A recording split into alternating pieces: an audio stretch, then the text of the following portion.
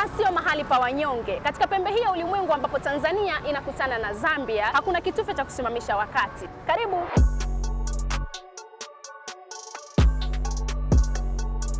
Huu ni mpaka wa Tunduma na Nakonde, lango kuu linalounganisha Afrika Mashariki pamoja na kusini mwa Afrika. Wakati ambapo dunia inaamini kwamba biashara hufanyika kwenye majengo marefu na majengo yenye vioo, kwa hapa Afrika kwetu ni tofauti. Katika vumbi hili mamilioni ya dola yanabadilishwa na watu mikononi kila saa.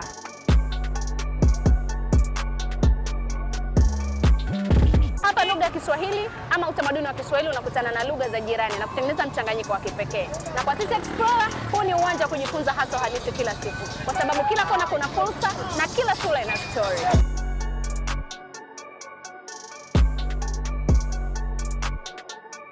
Unaweza kufikiri pengine labda uko Nairobi ama sehemu nyingine ambapo ni miji mikubwa, lakini hapa Tunduma, na hii inaifanya Tunduma kuwa ni sehemu ya kipekee kabisa kwenye swala zima la biashara. Kwanza hapa ni boda kubwa Afrika Mashariki, unajua. Hapa tunapokea randi, tunapokea hela za Kongo, tunapokea hela za Zimbabwe, tunapokea hela za Zambia ambao ni kwacha majirani zetu kabisa. Nitakwenda kukutembeza Tunduma siku ya leo tuweze kufahamu mji wa Tunduma ama mpaka wa Tunduma na hekaheka zake. Na sehemu gani nyingine umetamani kuishi in case umetoka hapa Tunduma, yani umechoka?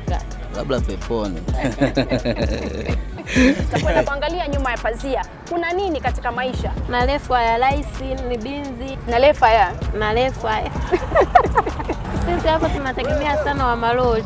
Ndio hivyo, tusipokuwepo sisi wa malori wanakosa chakula. Mpaka ambao watu hawalali wala muda haujawahi kusimama. Twenzetu.